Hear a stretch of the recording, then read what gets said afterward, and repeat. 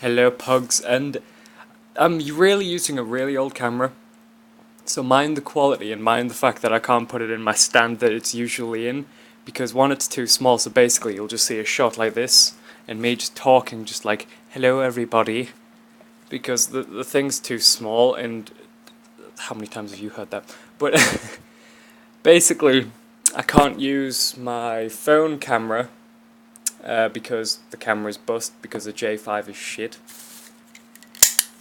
So essentially, I'm using a camera that I was using, what, 2-3 years ago, and it's from the videos that always get memed, not always get memed, but like the ones where I'd walk about down there with like a cap on, be like, there's my stupid face and that shit. So enjoy the video, try and get past the fact that I've got soaking wet hair because I've been out in the rain all morning, and we'll have a good time. It's very spicy. So the thing what we're going to talk about today is how to make a dildo look no, dildos are... I'll shut up. We're going to make fake weapons, such as a throwing star. Yet I lost the one that I painted, so fuck you. I lost it on a set called How to Get High, so look out for Jake Anderson's or Neville the Bear's video on that. That's going to be spicy meme. But today what we're going to be talking about is how to make toy weapons look real if you want to shoot a film, if you want to scare people in a school, bring this in and go pop pop motherfucker. I probably shouldn't have said that. I'm not going to cut it out. I don't cut anything out, let's be honest here. 45-minute video for the win, boys. Right, so what you're going to start off with, if we're going for a gun look, should I close my... No, I'm going to leave the blind open. So, this is like a Doom, Fallout styled type of gun. And I've painted two. So this one is a bit more well finished. This one's a bit shinier, because I'll explain that later on. And this is the one that you see used in How to Get High. But both of these guns, right here, were used in Punisher Crossfire, because everybody loves a bit of that. Yes. And I painted the suppressors too. I had to make them look metal, because these aren't die cast, but the guns are. So, what I started with was... Does this look real? Does this look real? The camera froze. There we go. Does this look real? No, it doesn't. I mean, I didn't want to paint it like with a camera or anything, make it look real, because if you pop this out in a schoolyard, you know what I mean, people are gonna freak out. So what you start with is a base coat. As you can tell by both of these, they're both grey base coats. And what I wanted to do for that is, I wanted to start with like a silvery grey base coat. It looked like all the paint on it originally was like ripped off, so it's like a base gun. It's like it looks factory, but it's been scruffed up, and I wanted to make them look like they've seen some shit, like they've been through Vietnam, and then they weren't cleaned, and then they were put in Afghanistan for some reason, because why the fuck not? And they just look like they haven't been shown any love, and that's what I love about them. They look like they've been traumatized through the ages of war, and that was good stuff. So what you normally use is things like these type of paints, like model paints, and I've got gunmetal silver there, and gunmetal grey, and then we have a sandy colour-ish, which I used very little, but I used it to give accents and stuff. Shout out to Sith Global for letting me use them. And then basically the same paints I normally use. And then this is kind of like to blend in with stuff to give like a darker, more grudgy tone.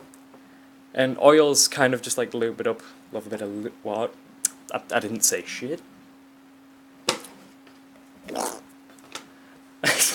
Probably shouldn't have done that. How many times have I said that today? Moving on. So, once you do the silver base coat, I started on the handle or the hilt. Hilt's more of a sword thing, but oh well. And what you use for that is just browns, your greys. I wanted to give them like a wood texture, but instead they kind of turned out a bit... They didn't look too woody, and we all know what wood looks like, don't we, gentlemen? I'll stop. I should really stop. So basically, you use a lot of silvers, a lot of browns, a lot of greys, a lot of reds. The way you want to use them is up to you. Dry brushing is good. You could airbrush if you've got a large distance to cover over. So for if you were doing the base coats for these, airbrushing would be good for that.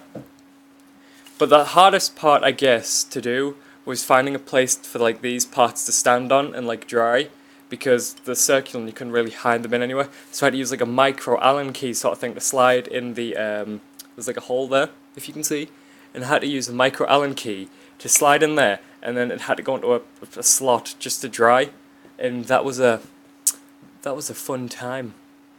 But the thing is, as they're so small, it took a lot less time to dry. So yeah, you should let it cure for 24 hours, but that could cure in 10. So that was all good. The thing is though, you need to work on time with these projects. So, like the Clone Trooper, I tried to do it in one day, but easily told you can't do them in one day. Nobody told me this. I thought it was just a one-day build, like Adam Savage doesn't test it. No, it was just... This collectively took me a month, like all pieces in total. And that was in the middle of GCSEs. So when you'd finish your Horizon, you'd be like, you know what, I'm just going to do a bit of paint there, a bit of paint there. What you've got to do is you've got to do one side and then the other. So that's why it took so long. So if I could have done both sides at the same time, it would have took a week or two.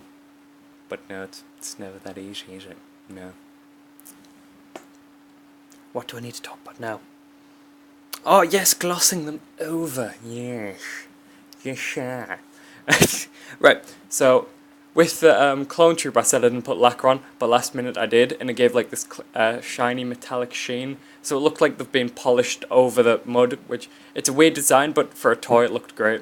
So I'm keeping it on. And what I did for one of the guns and one I haven't is I've lacquered one, and I didn't lacquer the other because I wanted to see the difference. On my on this camera, it would have worked, but you can't see it on this one, so I'm just gonna have to. So this is the one that hasn't been lacquered, and essentially all it does is this keeps it more of a matte finish. Whereas when you use the lacquer finish, it's nicer to touch, like it doesn't feel like paint. So like back here just feels like straight up metal, and that's quite nice. And the handle's all better. And I don't know, it's like, it gives this more of a metallic sheen, makes it look more real, and it so if you take it outside during the rain, it's fine, and if you drop it about, it scuffs, like it's harder to scuff and it takes off less paint. Whereas with this, if you drop it, bits come off. You won't be able to see it on this camera, but when I was filming for How to Get High, bits came off, and it's easy fixable because it is just paint, and if you've got the paint still there, you're set. But like, when you don't have paint and when you don't have time, you may as well just that's the second time I've tried in this video. Didn't think about this. So anyway, so after you've painted it all and lacquered it all up the set, what you need to do is in between paints and lacquer you need to leave 24-hour cure time, and then you're all set. That's all you need, because at the end of the day you want these, so you can get like problems with these, so parts don't paint easily like other parts, because you've got to take them apart and you've got to do some weird shit to them. But like the things you need to worry about is like cure times. If you forget your cure time, so if you leave it for, I don't know, an hour instead of like 24, which you're supposed to, the paint kind of runs when you put more paint on top, and it all just mushes together and gives you some really messed up shit, and it looks like you've just kind of pissed on it, and it's not a fun time. It's not a fun time at all. So I've had to paint. So for this gun, I've completely forgot, and I had to paint over the handles too many times. I'm not gonna say how many times, just for the sake of my own dignity, because I spent about a week just on the handles alone, and that wasn't an experience I want to go back to. Because I was just sitting there, just like, oh, what do I do? The best place to go when you don't know what to do is Cosplay Chris. That's not my nickname. No, it's a genuine YouTube channel, and you just watch him do it, and it makes it all look so easy, and you just sort of sit there and it's like, ah. So there you go. That is my tip of the day for where to go to when you want to paint and not here. I just basically needed a video because subs, you know what I'm saying. I need subs, plus sponsor, plus Cosplay Chris, plus give me money, plus I'll do it now. I'm so sorry if this audio sounds weird as well. I just couldn't be bothered to wear the earphones. Does that hurt your ears? Where's this video going? I had a whole sort of thing planned out. I even have a script underneath here. And I just haven't used it. I sat there, made a fucking script, and I haven't used it. I don't even think I want to cut this at all. I think it'd just be funnier if I left it in. And then when the guys come round, or when I go round the guy's house, they just put the video on and look at me and just go like, why did you do this? And I'll be like, I don't know, it was fun. Back to the video. How many times have I said that in my YouTube days? Yes. Don't do that with paint. Probably a bad idea. So, in the comments below, what do you want me to paint? What do you want me to do? Do you like the more face videos? Do you like the gaming videos? The gaming videos are harder to do when your installation gets deleted. Like installation for your software, but I'm figuring ways around it, and we'll get there. I have noticed that I get a bigger response on the face videos. I think it's because people like using these faces for memes, and I think that's a good idea because it's funny, relatively speaking. And just let me know what you peeps want, you pugs, what you all want, and you shall receive if I have the money or time.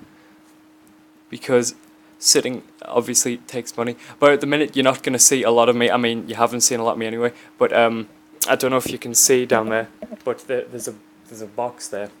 I'm moving.